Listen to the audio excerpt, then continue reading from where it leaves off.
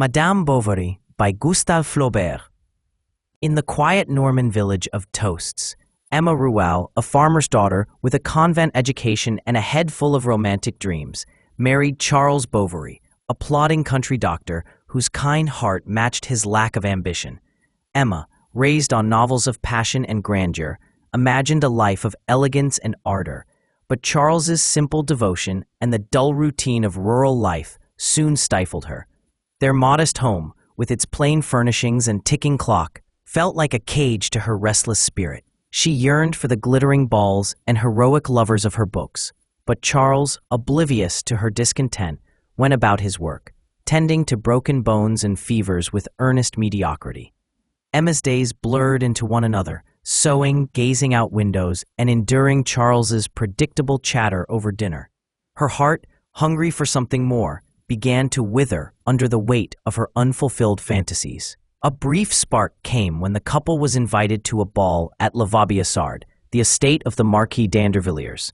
For one night, Emma was swept into a world of crystal chandeliers, silk gowns, and aristocratic charm.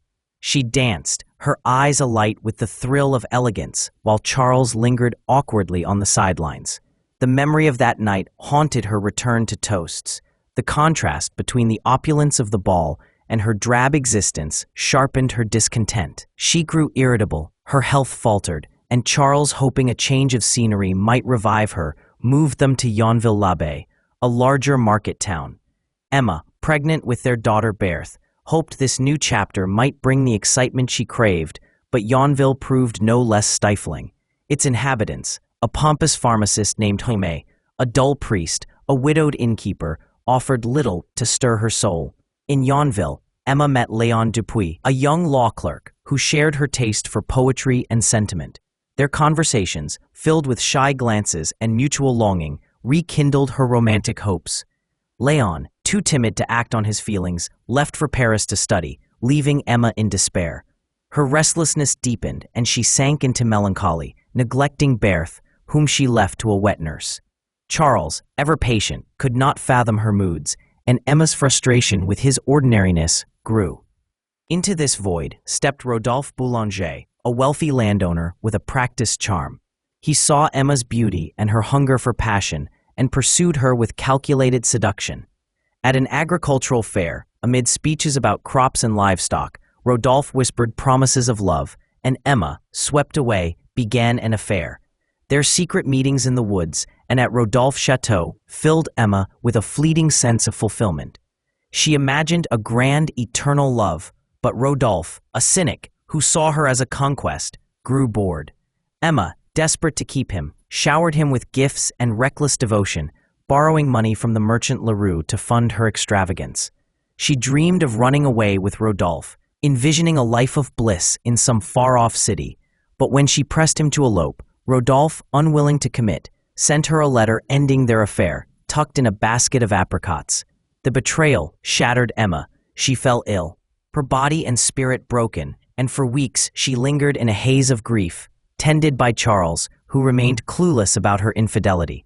In her recovery, Emma turned to religion, seeking solace in the church's rituals, but the fervor faded quickly. A trip to Rouen with Charles to see an opera reignited her longing for romance.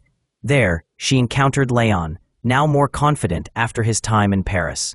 Their chance meeting sparked a renewed attraction, and soon they began an affair. Emma, emboldened, traveled to Rouen weekly under the pretense of piano lessons, meeting Léon in hotel rooms where they indulged in passionate trysts.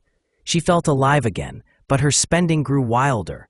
Leroux, sensing her weakness, extended more credit, and Emma signed promissory notes she could not repay. Her double life, lying to Charles, juggling debts, and chasing moments of ecstasy with Léon, began to unravel. Léon, under pressure from his employer and his mother, grew distant, and Emma sensed his love cooling. As her debts mounted, Leroux tightened his grip, demanding repayment. Emma, desperate, tried to borrow from Rodolphe, but he refused, claiming he had no money. She pleaded with others in Yonville, Jaime, the notary Guillaume, but none would help. Her world collapsed when Leroux seized her possessions, threatening public disgrace. In a final frantic act, Emma went to the pharmacy while Homais was distracted and swallowed arsenic from a jar. The poison worked slowly, agonizingly. She returned home, collapsing in her bed as Charles, horrified, tried to save her. The doctor from Rouen could do nothing. Emma's death was excruciating, her body racked with pain as she gasped her final breaths, a bitter smile on her lips. Charles, devastated, clung to her memory, preserving her room as a shrine. He discovered her letters from Rodolphe and Léon, learning the full extent of her betrayals, yet his love for her endured. He neglected his practice, grew disheveled, and sank into debt. Homais, meanwhile, thrived, earning a Legion of Honor for his self-promoted achievements. Charles's health failed, and one day, sitting in the garden, he died quietly, clutching a lock of Emma's hair. Berthe, now an orphan, was sent to live with a poor aunt, destined to work in a cotton mill. The world of Yonville moved on, indifferent to the Bovary's tragedy, as Emma's dreams of romance and grandeur dissolved into the cold reality of a life misspent.